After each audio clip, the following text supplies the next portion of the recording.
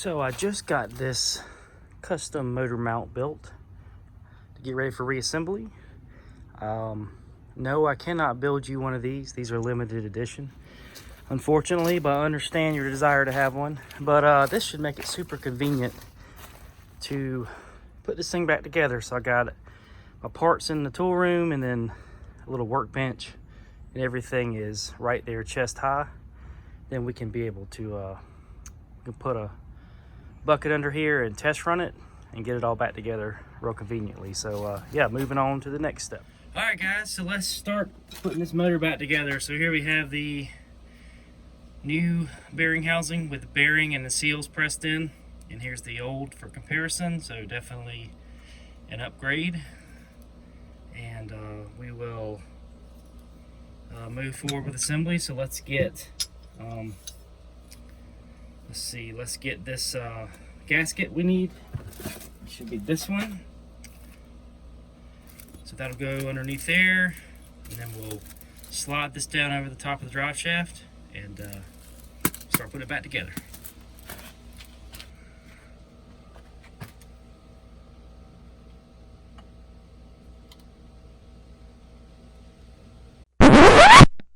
Okay, pause it here for a second. I want to show y'all something. This gave me a ton of grief putting this motor back together.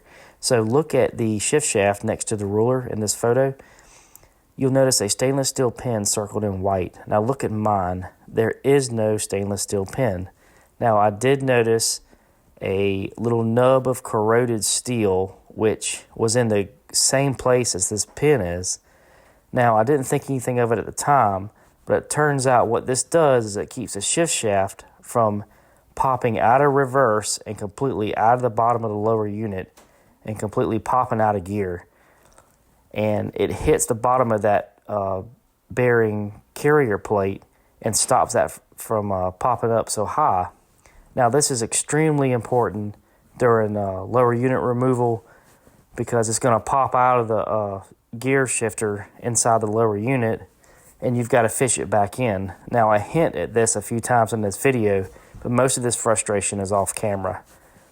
It kept popping out of the lower unit, and I couldn't figure out why. Turns out this stainless steel pin is missing on mine. Now I think it was updated with a stainless steel one later, and mine had a mild steel pin because mine was completely missing and corroded away. It probably disintegrated a long time ago. Given the state of this motor, it doesn't surprise me. So hopefully we can all learn from this and save y'all some grief.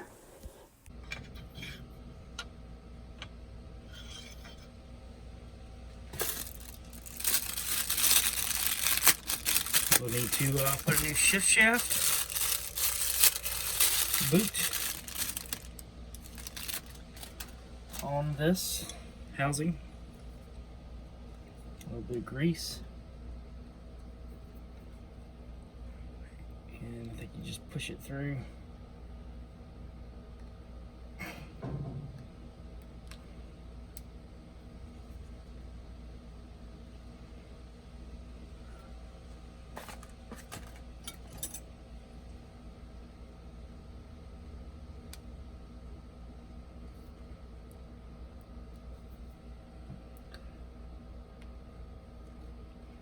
Go. And just real quick, this is what we have before I slide it down. So I have the shift shaft boot already installed. You just push it through with a little bit of grease, new gasket, and it should drop on in just like that.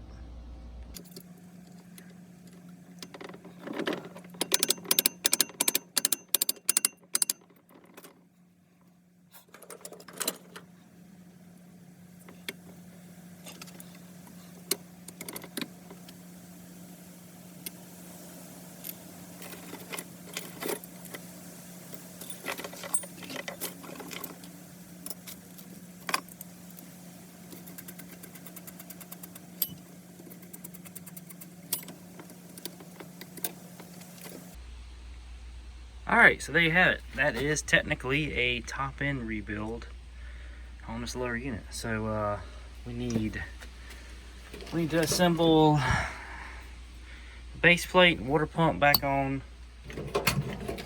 So this will all go on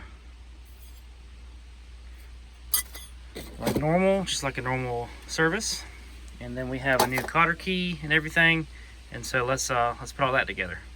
All right, so before I forget, for the base plate, or during the base plate, I've also saved the dowel pins off the old housing, so we need to make sure we install those as well.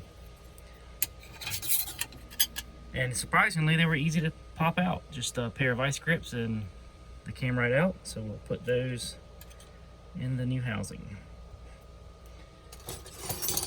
And just tap them in. That will index the water pump. Then we have a brand new cotter key.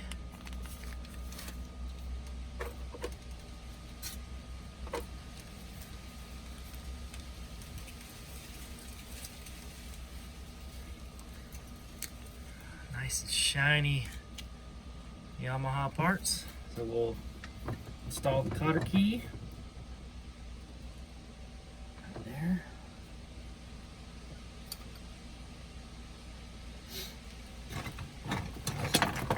We'll need to tap that in.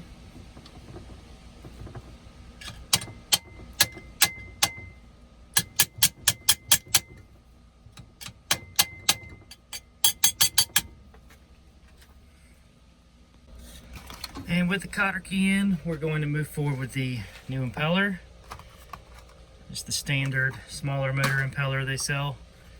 And just a little bit of grease up at the top of the shaft. I don't want to load it up with grease where the cotter key is. It's a friction fit, and the cotter key is what keeps it from spinning as well. Push that down. There we go.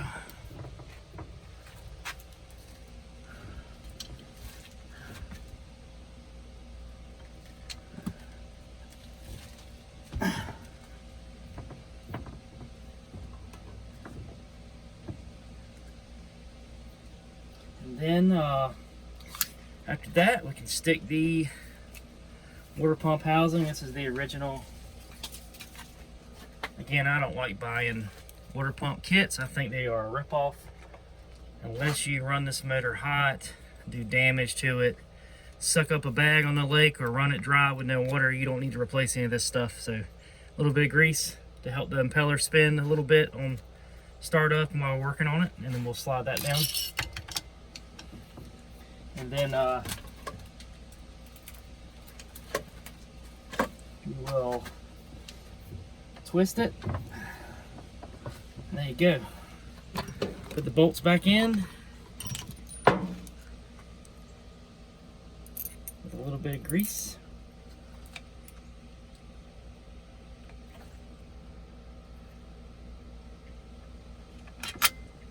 And we are set. And then this little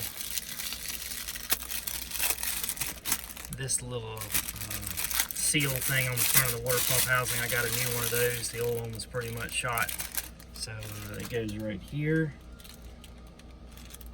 And I think that helps seal off the exhaust from getting on this side of the water pump housing and getting exhaust all over this area. So that's in. So all right, let's put our new intake grates on. If I can find them. There we go.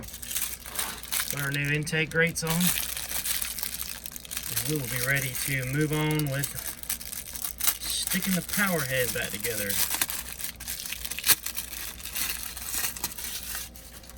So let's do that. All right, so now we got the intake screens installed. We're gonna put the new trim tab on there. Now this is more of a personal preference for me. Here's the old one. I can pull it out here. Now this thing, you could wire brush it and it would function just fine, but I just went ahead and replaced it. And we're going to put some grease on that bolt, like that, and then we'll install it back under the motor. All right, so there we go. Shiny new trim tab, intake screens, top end rebuilt. So next step, before we move on to the Powerhead, actually we need to pressure test it. So let's make sure it doesn't leak. Okay, pressure test. So I have my little compressor hooked to a hose to a gear lube filler, and I've got it set just at like 5 psi. So if I put my finger over this hole, it'll build up pressure and I can listen for leaks. And that leak you hear is the connection there. So you see it builds up. Yeah, we're good. No more leaks. All right. Okay, so a couple prep things before we install the Powerhead. I took a wire wheel and cleaned these nuts off, these bolts that are holding the top engine mount. And I shot some self-etching primer, just some kind of paint to stop the corrosion. I was able to get them shined up pretty good. So those will no longer continue to deteriorate. And then now I had to disconnect this linkage, and we're going to pull this completely out, and we're going to install our shift shaft, which was the reason, if you remember, this is the reason why we had to pull this thing off to begin with. So I took a wire brush, cleaned up the threads, got a brand new part from Yamaha for the barrel nut. Then there's the little gasket bushing that goes through there. So you have to pull this out, put the shift shaft in upside down and swing it down, and then drop the whole assembly in, which is the reason we had to pull the Powerhead off. So, you know, I wish they had designed that a little different, but anyways, it allowed us to get cleaned up in here and do some preventative maintenance on some areas. So, all right, let's install that.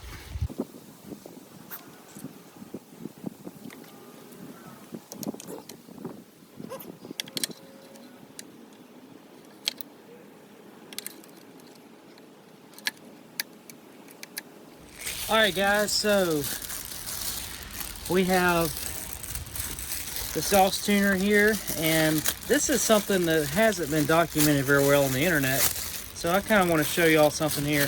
This is the part number for this foam gasket right here. Now, obviously they want to, there's a gasket here and a gasket here, so they want to seal off the exhaust in certain places. And this one was pinched right here on the back side. So I found this on eBay, but these are nearly impossible to find, I've noticed. So we're gonna swap this out. I can't find this one, so we're gonna roll with it, but it looks okay. But this one has a pinch on the back side, and I just don't want to put this back together and to have some weird problem where it's like a bubbling out of the foot or something, because, you know, exhaust is not going where it's supposed to. So I'm pretty sure these force the exhaust to go through the idle relief port until you give it more gas and it shoots out the prop. But yeah, so let's swap this gasket out.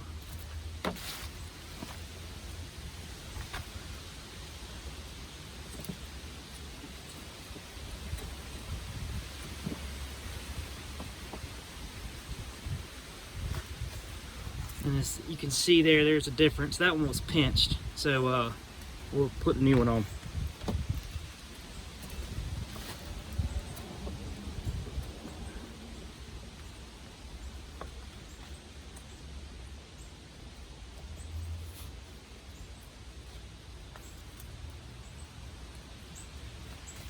Okay, so that's been replaced. So there's the, one more time, there's the pinched location. I don't know if that would affect anything or not. It's obviously been like that for a long time. You see where it's been mashed. So, all right, and then the next thing,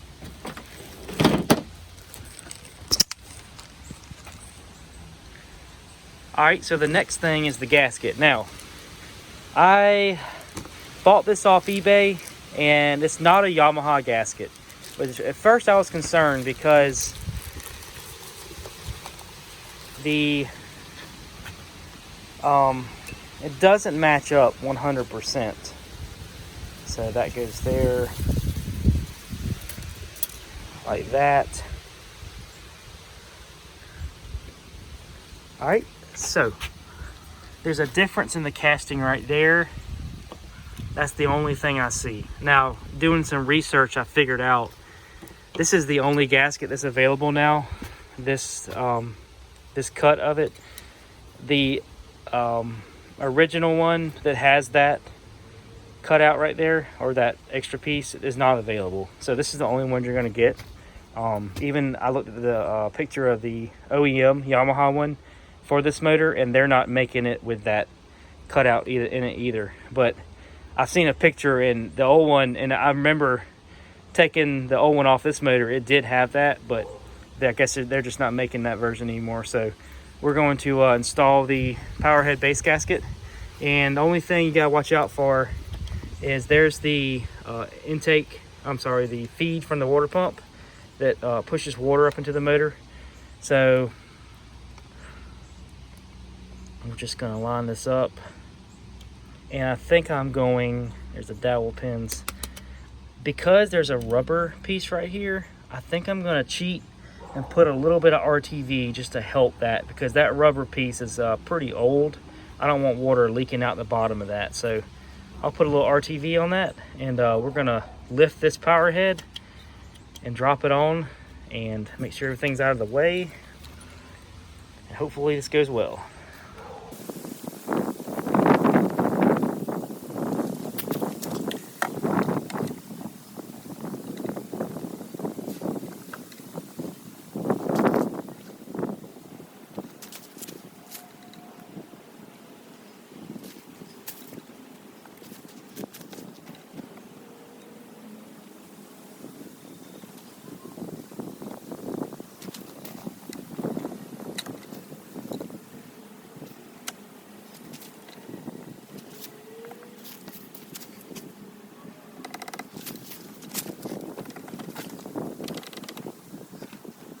All right, so power head on. It was pretty snug. You had to watch that gasket, that foam gasket replaced. You had to kind of help it push in down there. But I guess it was those foam gaskets sliding in that gave it that friction. But also my battery cable was pinched right here. That gave it some friction to go down. But it's a pretty snug fit, and you just kind of wiggle it down. And so that went well. So next we'll put our power head bolts on, a little bit of grease, and we'll get this thing cinched down, and we'll continue on. All right, so the 6 power head bolts are now installed and snugged down, and we are ready to reassemble some of the linkage components. So let's get some of this stuff wrapped back around and some of the wires hooked back up, and then we'll put the carbs on.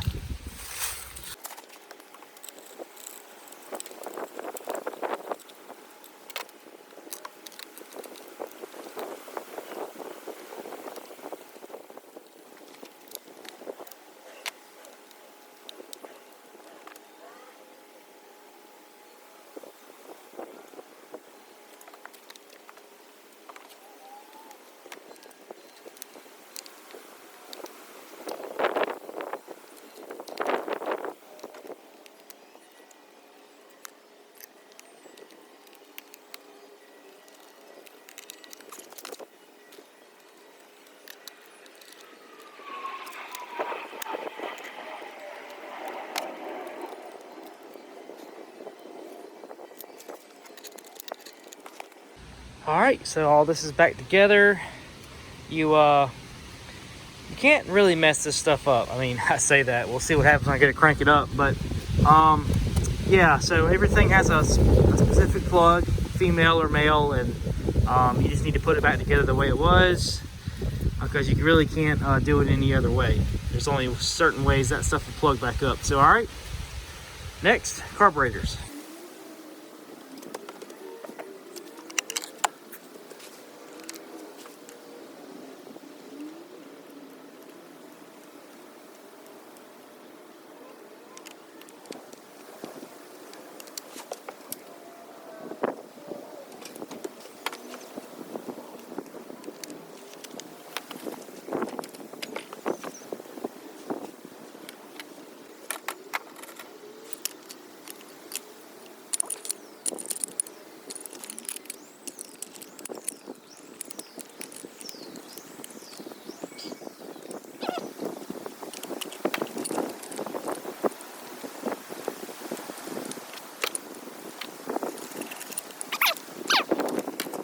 All right, so ready for the fuel system. Remember, we had the broken fuel filter, so now we have a brand new one.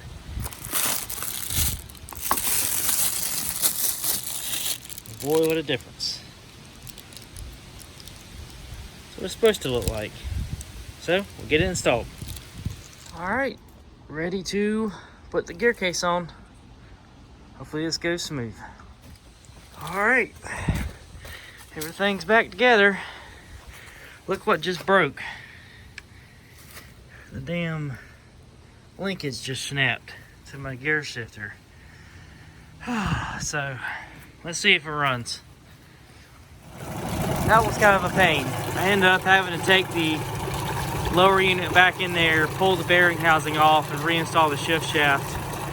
That was a pain, but finally got it back together. It runs like it did before, so I need to fix the shifter. I want to figure out how to take that apart, but other than that, I think she's ready to run a little bit. So, all right, guys. So it's been a little bit. Got some parts, and let's repair this shifter that broke, which kind of triggered me to do a second round of parts repair on this thing. This is the culprit right here. It was a plastic part that snapped, and then here's the replacement. So of course with that there's some bushings that I also got, which should be these right here, and there's an end cap which I believe acts as a bushing, but there is where they all go, right in there. So I need to slot out, knock out that, there we go, knock out the old bushing. So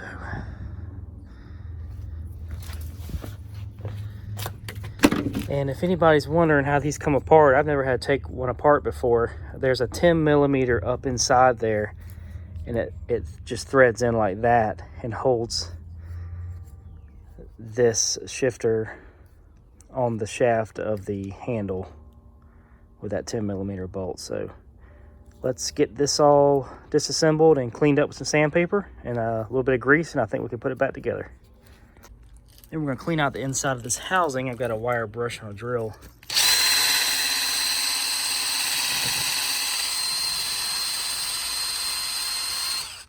There we go.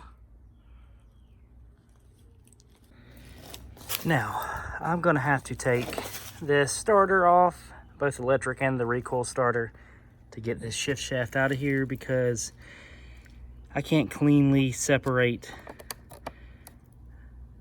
the old fitting off the shaft. So that's going to be put in a vise. So let's see if we can get this off, and then get access to take this whole rod out of here.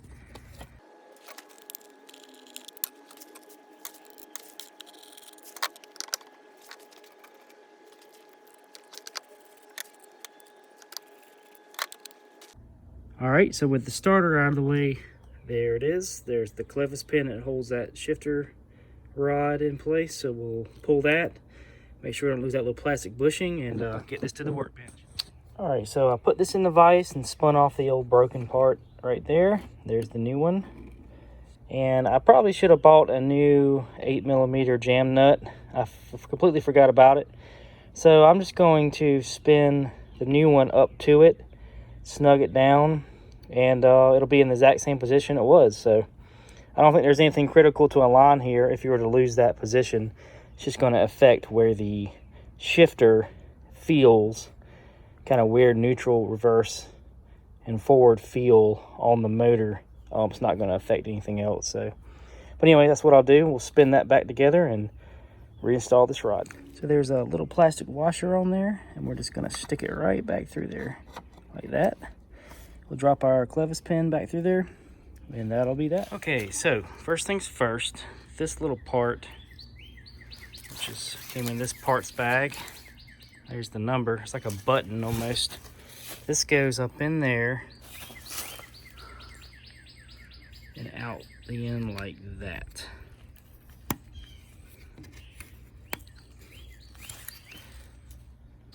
All Alright, so y'all learned from my mistake. I had to take this back apart and do it again. So the way this works is you assemble this first and slide that through. And you see it's got grooves and everything. Then this assembles. You get flat washer, which I mistakenly ordered 2 of these bushing type washers when I should have ordered just 1 of these and this plastic flat washer, and I kept the old wave washer. But it goes flat washer, wave washer, bushing, and then this end slides into that little button washer we pressed in, and it's going to slide in there like that and then shift like that. And then when it slides in there, it's going to slide through this because there's no room to assemble this after the fact. So let's assemble it the correct way this time. All right, so it's now linkage is through there with the new washer, button washer, and the cleaned up clevis and everything. So we will slide this through and get it buttoned up. All right, so what you have to do is you have to install that 10mm bolt right there. And I would recommend using a ratchet wrench because it is really tough to get to. And that locks everything in. Now, once it's tightened up, it's really smooth. Spin the prop a little bit. Go in reverse. There we go. So yeah, okay. Let's get everything put back together. All right, next thing, we're going to replace this old kill switch with a new one. This thing that hardly shuts the engine off. This makes me sick a little bit to put this much on this motor, but I tried to find a used one, and unless you just got an old motor laying around to yank one off of, by the time you get it shipped, you might as well just go buy the new one. So we will get this put back on and move on to the next thing. Okay, and just real quick, I chose to do the easy method of just snipping this thing off and pulling it through the grommet. But make sure you got the right one because there's a few of them in there. And man, I'm one hard-headed mechanic. I had to take the damn starter and stuff back off because it's just too hard to get this out of there. And then I forgot to flip this little wire organizer back around, so we'll do that too. But you just unplug the white. White is engine off for Yamaha. And we just need to take our 10mm and let me see if I can get my 10mm right there.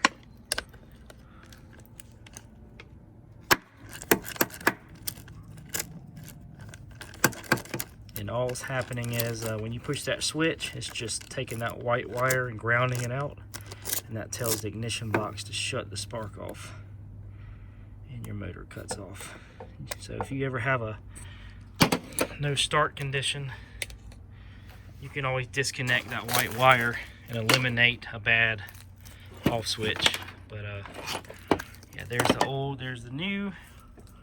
So we'll get that reconnected, get that threaded through, and then reconnected. So all right, so ground strap reconnected, white wire hooked back up, lanyard on, and look at that. Man, that's almost too nice for this rig. It's the shiniest thing on here.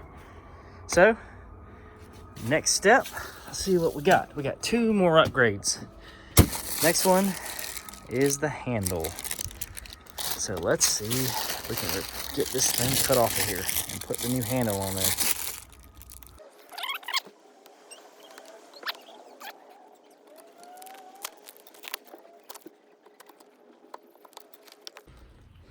So I just take a little bit of soap, rub it down, and then the soap will dry.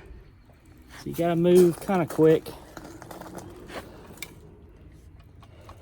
And the soap should allow you multiple attempts.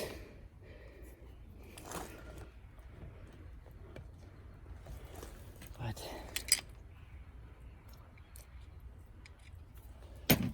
just a teeny bit of oil. These things are Really strong.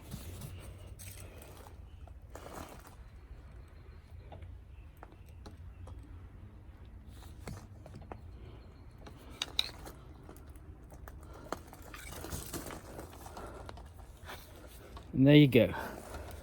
Now, that soap will dry, and that little bit of oil won't hurt anything.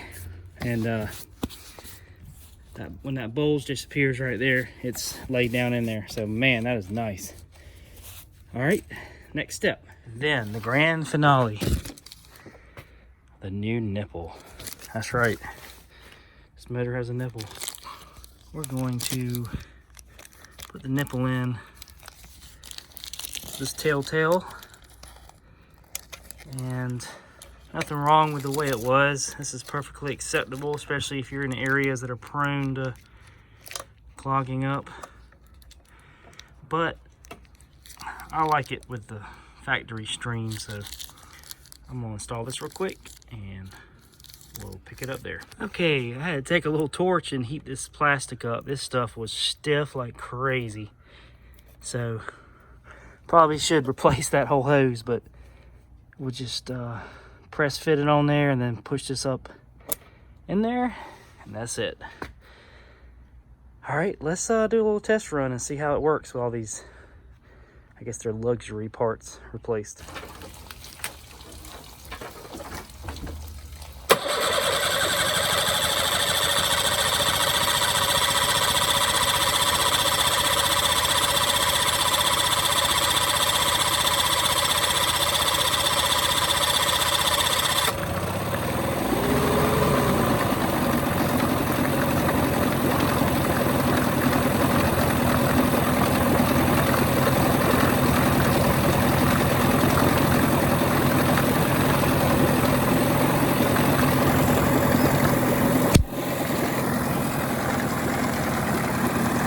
Sitting for man, probably a couple months, despite what the video shows, which looks seamless. But yeah, we're getting into spring now, so not surprised it took that long to start. It's been sitting, but yeah, runs good. So, kill switch. Oh, much nicer, much nicer. And then gear shift.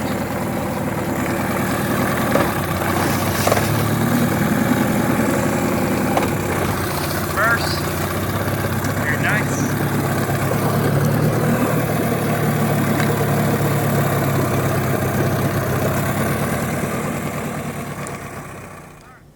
Okay, so we have reached a pretty big milestone on this project. I'm happy to have this motor back together. Now, is this motor ready to take a 100-mile round trip on the Intercoastal Waterway? Absolutely not. Can it break down in my first hour of runtime with it? Absolutely. And it probably wouldn't surprise me. We went through a lot of systems on this motor, and you know, it needs a good shakedown run on the lake. But we've done all we can do. We've fixed everything we came across. We didn't shortcut anything. And that's all we can hope for. You know, we just hope for the best. And I'm happy to put this motor aside, and we will continue on with the boat and trailer. But hopefully this little series, at least on the motor anyway, gives y'all a realistic, down-to-earth point of view on what it can take to, you know, take on one of these projects, one of these motors. I got a pretty critical opinion on a lot of YouTube channels I see out there. They, you know, claim how easy it is to pick these motors up. They'll check spark, check compression, throw a little bit of cash down, get them home. They will find a ground wire disconnected. All suddenly the motor comes to life, and they compare it, you know, to a new one. And that's simply not the case. What you see here is the realistic truth of one of these projects. You can get upside down really quick. Bolts can start ringing off. You can total one of these out really fast. But you know, remember, I got this motor for $0, and you can see how much money and time I put into it. So we're going to move forward on the project. We're going to set this motor aside, and next we will move on to the boat hull. We'll flip it upside down and we'll start stripping the paint, and come along on the journey as we figure out just what a massive task this is to get this boat prepped and survey the damage on it. So thanks for watching, and hope you enjoy the series. Thanks.